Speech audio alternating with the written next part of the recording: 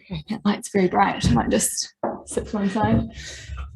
Okay, so getting started. So I bought a one-way ticket 3 years ago. I left New Zealand, I traveled the world, and I've ended up here in the Netherlands, which is shocks a lot of people about being from New Zealand. Why would you come here? But I'm very excited to be here. As I said before, I'm a process engineer. I work in green technology, and the Netherlands is the hub of innovation. It's the hub of technology, and it's in my opinion, a real leader in what is becoming the sustainability industrial revolution. So there's so much knowledge here, there's so much passion here, there's so much drive here, and it's a real privilege to get to live and work here. So I am a green technology process engineer, that's what I said before. So, I mean, what does that mean? I work for a company called Transition Hero. I am that small, nimble company that Chiblas mentioned before. We are working to try and make society less reliable on fossil fuels, I guess is what we're trying to do. So one of the projects I'm working on is using hydrogen to power boats. One of the projects we work on is to pyrolyze plastic as a form of recycling. One of the projects we work on is making bioplastics out of food waste. And another one that's very important is energy storage. So the sun shines during the day, but you want to use your lights at night. And so how do you get that energy to get that far? And so that's what we do at Transition Hero. And that, in terms of like climate change and having an impact, which is the topic of my speech, I guess that's where I've found my place in this climate change battle is working in here. And in the next few minutes, I just want to talk to you about what I've learned in my years working in this industry, and where maybe you could also find your place in this to try and inspire and empower, I guess, is what I'm trying to do. So the current discussions around climate change, I mean, they can be a bit doom and gloom and quite terrifying and scare the shit out of you a bit. And I guess what I would like to do is I would like to try and take some of that perhaps paralysis that you can feel around, I don't know what to do, and I don't know what to do next. And because I was there, I certainly was there before I started my role as a GreenTech engineer, and I know what it feels to feel like that. So next, I would like to do, I'm not sure how well this will work in this room, but next I want to do an exercise with you guys just to get you thinking. So I am going to go to the next slide. What are you seeing? You're still seeing that? Yeah. That. Okay. So now I want to do an exercise with you guys just to get you thinking, get your critical climate juices flowing. So I'm going to bring up 6 topics that have been rated as some of the top solutions we can do to combat climate change and greenhouse gas emissions. So this has been ranked by a coalition of experts in a book called The Drawdown. It's a very, very good book. I really love it. It's a very comprehensive discussion around climate change and climate change solutions. And so I'll go through these 6 topics with you, and at the end, just briefly, and then I'll put up a link to a Mentimeter where you'll need to use your phones to log in and you can do some ranking. All right, getting started. So first, there is, oh, that was 2, no, sorry, there's 2 screens here and I'm confused as to which one you're actually seeing. So first we have moving towards a plant-rich diet. This is one that I'm sure you've heard a lot in media. So this is important because animal products, they have a heavy toll on the environment. And so to move towards a more plant-rich diet that reduces the emissions from animals. Next, we have removing refrigerants from society. So refrigerants are those HFCs that the previous speaker spoke about. They're a chemical that's found in your air conditioning units and in your refrigerators. And when they escape into the atmosphere, they have a very devastating effect on our ozone and on our atmosphere. Then we have wind energy. This is a proven very effective form of energy production, and the more we move into wind, the less reliant we are on fossil fuels. Then we have educating women and girls. This one's quite interesting. And this one is because when you educate women in societies that would culturally otherwise not be, you can double your workforce, you can raise your economy out of poverty, and also women with access to family planning and education are statistically less likely to have as many children, and that addresses issues around overpopulation as well. Then there's burning of tropical forests. If we can stop that and we can regenerate what we've already burnt, then we can act as carbon sinks. And then there's food waste. This one is an issue because if you waste food, then it's a waste of the energy that went into making that food and transporting that food to you. But also as that food breaks down, it releases methane gas. So that's a twofold problem. All right, so here is a link to a Mentimeter. On your phones, if you can go to www.mentimeter.com and type in the code. I'll give you a few minutes, yeah. And then if you rank them from 1 to 6, and it's just have a think about what you think would have the biggest impact out of all of these 6 in terms of like greenhouse gas reduction. That's where you have a difficulty getting into Mentimeter. So these are our results. 21 of you. It worked. Yes. Okay, so this was just I guess an exercise to get you thinking, because the answers may not be what you expected. So when the ranking for this was done by this coalition, it was done according to the estimated equivalent gigatons of CO2 that this could account for reducing our atmosphere if we implemented each of these changes. So we have forests, diet, girls, education, waste food, refrigeration, wind turbines. It may interest you that the bottom 2 is actually the top 2 in reality. So that's quite interesting actually. So I'll go through them with you now, and we can look at them more of depth. There's of course many more solutions out there that I just obviously didn't have the time to go through with you, but this was just something, the 6 that I picked that I thought were quite diverse and quite interesting to look into a bit further. I mean, the elephant in the room here is obviously what Chibla spoke about with the hydrocarbons and the complete removal of fossil fuels from our society. But that breaks down into a lot smaller pieces that's easier to address when you're looking at fossil fuels. And this is also a very fluid list, and it will change over time as we address certain issues and as new solutions come into play as well. Okay, so let's look at the 6 more in depth. The aim of this is to show you that it's very complex and that there's multiple parts to play in each solution. If I can find my mouse again. Maybe you look at this, yeah. And then we can come to the presentation. You're almost there. There we go. Okay. All right. So number 1, refrigeration, 89 equivalent gigatons of CO2 reduction. I've put the equivalent up in the corner for you just out of your own interest. So what are these? These are the chemicals that are found, I mean, almost everywhere. They're in our refrigerators, they're in our supermarkets, they're in our cars. The issue with them is when they manage to escape, they are very devastating on the atmosphere, specifically to our ozone. So the ozone depleting refrigerant is actually banned, but unfortunately a lot of the damage has already been done. And if you want some context, the hole in the ozone actually sits over top of New Zealand. And so here on a very sunny day, you might have a UV of 5 or 6.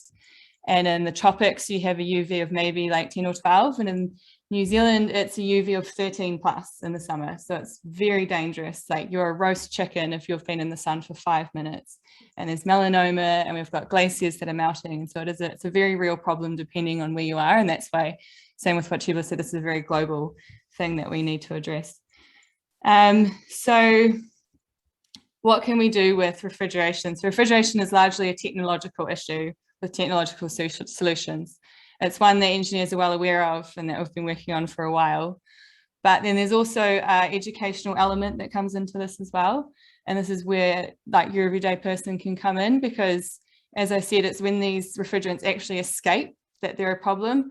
And so in terms of you, it'd be good to know that when you dispose of your fridge and things, to make sure that it's done in a correct manner where it will be recycled correctly and that refrigerant doesn't get the chance to enter into the atmosphere. Next, we have wind turbines. So this is 84. So wind turbines again, why is this such a strong solution? Because it can replace electricity that we otherwise source from fossil fuels. And it's, I mean, obviously the previous speaker said that we don't have any wind at the moment, so that kind of ruins this, but the wind will come back. Yeah, so I guess it all ties in together in terms of energy storage as well. But this is a largely technological change again, but it's also political, because there's that attitude of certainly in New Zealand of like, not in my backyard, where people don't want to see it necessarily.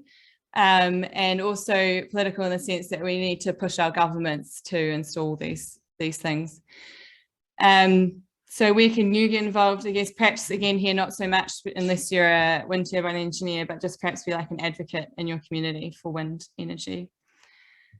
Next is reducing food waste. This one is huge. This is one we all have so much control over. So this is a behavioural change, this is a cultural change, and this is technological, and we can all get involved here. So in terms of food waste, 1/3 of the food that we grow is being wasted. So it's a whole third that is not reaching from farm to fork, it's just going in the bin. And then, I mean, the paradox to that is we also have massive issues with world hunger. So it's just, I mean, it's insane. Food waste comes in two parts, which is intentional and unintentional. So intentional is just throwing something out from your fridge because it was past its best before date. And the unintentional is the poor infrastructure in certain developing countries. That means that food goes off. So like poor refrigeration and things, all ties in together, refrigeration. So if you were to rank food as a country, it actually is the 3rd worst emitter of greenhouse gases behind China and America. So this is like a very relevant topic. And it's also something that we can all do.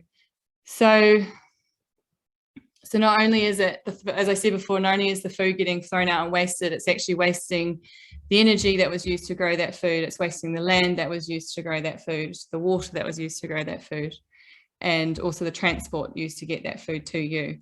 So what can we do? We can consume more efficiently, we can eat locally, we can eat ugly. And certainly in New Zealand, there's a big part of our agriculture there is that food, only the pretty food gets to the supermarket, and a huge amount gets wasted because it has a knob or it's a funny shaped apple. So I guess that's something culturally we can change. You can find ways of separating your waste better so that it's easier to deal with at the other end. Then you can think critically about the sell-by dates and the best before dates. I mean, largely the food is totally fine to eat after a sell-by date. And then there's also apps out there that you can use, which is the Too Good To Go app.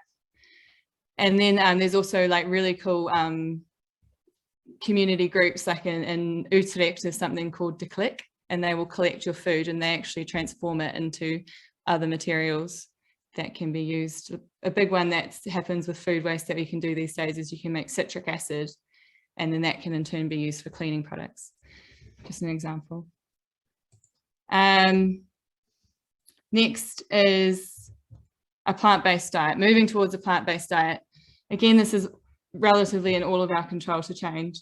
So the Western style diet is very heavily based on animal protein. I love me some kaas. It's just the best thing about the Netherlands. And that takes a very heavy toll on the environment. So livestock is responsible for 15% of greenhouse gases. So what can we do here? We can adapt our diets, everything in moderation. My grandmother always used to tell me that. And also with technology, there's like more and more plant-based food coming available that's really delicious. I noticed there was a pea protein milk available this week that I'd not seen before. So there's every week we've got new types of plant-based milk. And then also within your plant-based diet, you could do an analysis of like the type of milk you're drinking. So like oat milk is relatively less intensive to create compared with soy milk. So within plant-based, there's also ways you can look at which is better. Then the last one, the second to last one, sorry, loss of tropical forests. This is a hugely political and behavioural thing, but also this ties in with food wastage and plant-based diets. Largely, we are burning the tropical forests to make way for agriculture and cows. So this ties in with, yeah, you can see it. This ties in with the top two that I said before, and if we can regenerate some of the forest we've already burnt, then we can sequester the carbon that we've already put too much into the atmosphere. Because it's not just stopping carbon, more carbon being released into the atmosphere, it's actually we need to take some of what's already there out again. And then recently there's been some articles about how perhaps the Amazon isn't the lungs of the world like we expected it is. That's what I said before about this is very fluid. We're learning things all the time. And so we just need to be critical with all of these things and keep up to date with what we're learning. Lastly, educating women and girls. This one's, I'm very passionate about education and climate change, and I'm also a girl, so I feel very personally about this one. This one it's tricky to have a big part in this because it's cultural and it's political, but the reason why one of its things is so good, is so important, is because if you can close that economy gap by doubling your workforce, you're bringing societies out of poverty, and then women who have this access to education, it also largely ties in with an access to family planning, and then that ties in with less children per woman, which helps with overpopulation. So what can you do here? I guess mainly just an awareness and advocacy within your society for women and girls. All right, so that was just, I guess, an exercise for you around like the six, what are considered some of the 6 top things we can do to combating climate change. Maybe they weren't what you thought they would be. Maybe you've learned something, and maybe you've seen something in there that you've felt that you're like, I can get involved with that. Because it's not all the responsibility of like technology. It's a very complex topic, and it's a very multifaceted topic that we all have a piece to play in it, is what I'm trying to say. The next thing I want to talk to you about, this is largely directed at our perhaps Gen Z and millennial audience, is fake news. So I am a millennial. I get my news from Instagram. I'm not ashamed of it. But then I guess the big thing is like there's such a huge abundance of news out there and abundance of misleading information out there. How do you know what is trustworthy, and how do you know that when you are trying to be a better person in this space, how do you know that you're following the right information? So I mean, I don't have the right answer here. I don't know. But I guess when I'm thinking about what I do when I look at news that I'm seeing on Instagram or Facebook, is you've got to be critical. This means that you just don't take all the information at face value. You've got to evaluate it, analyze it, and then check your source, check your evidence, check who's peer reviewed it, check who else is reporting this information. Just employ your own checks on this. Read more than just the title and the blurb, like actually read the whole article. Because as like Chiba's example with the 2 solar panel reviews, once he actually read it, he was able to draw his own conclusions around who was trying to scare you and who was trying to tell you the truth. Be aware of greenwashing. This is a big, have in terms of companies trying to appear more green to appeal to your nature. And this is when someone pretends to be more socially responsible than they actually are. And sometimes if it's too good to be true, maybe it is. If it's a conversation that you're having with someone, this one can be really tricky, but I guess if you go into that conversation with someone, they've got some wild conspiracy theory around climate change, just approach it from a place of open-mindedness and approach it from a place of just wanting to educate them. And then finally, just trust your gut. Just trust if the information feels legitimate to you, then trust it. And then lastly, one of the things I'd like to talk to you about is just some of the takeaways that I've learned in my past years as like on my journey to being a climate change engineer, and some like takeaways for you as you go out and think about what you can do in your community. So essentially, like, first thing you need to think about is what's the problem. If you want to have a solution, there first needs to be a problem to solve. And so the classic example of this is the ocean cleanup, which is run by a Dutch boy in Slat. He was a big hero of mine. So the problem he wanted to solve was plastic in the ocean. To be aware that problems come in two parts. So when we are trying to address a problem as GreenTech engineers, we look at, can we solve the source, or are we better off trying to deal with the repercussions? And often you don't have so much control over the source, and that's too difficult. It's perhaps political, cultural. And so it's often easier to deal with the effects of what's actually happening. Again, with the ocean cleanup, Boyer knows he doesn't have any control of how much plastic people are throwing into the ocean, but he can control it getting to the garbage patch in the first place with his river cleanup system. Next, there is scout, like scout everything that's already out there. This is a big part of what I do in my day. If I want to run a boat off hydrogen, I'm going to go scout whatever else technology is up there, and we'll team up with them, because that's when you team up together, you've got a better chance with the more minds together, more technology together. So scout what's already out there. Maybe there's an organization you can join up with and get involved. And then, educate yourself. And then if you're feeling really brave, try to educate others, become an influencer, and just read all the things I said, like with that list I spoke about before. It's very fluid, it's ever changing. New things are coming to light every day, and so just keep educating yourself and be a student and a teacher. Responsibly consume. Before you buy something, maybe you could conduct a quick life cycle analysis. It's like on your t-shirt, where was it grown? How much water went into growing it? What dye has been used to color it? How many miles did it take to get to you? And just, you can do it on anything, the milk you want to buy from the supermarket. Just do a quick life cycle analysis. I'm not saying don't buy it, but just have an awareness of what you are buying. Carbon isn't everything. Carbon is a very good way of judging emissions, but if a company says it's carbon neutral, it could also be emitting a lot of noxious nitrogen gas into the atmosphere. So just keep in mind that carbon isn't the be all and end all. And then talk to anyone and everyone you can, anyone who will listen. Firstly, because you don't know what you'll learn from another person. Like, it was a conversation that I had in the garden with a person I didn't know that led to me finding my job at Transition Hero.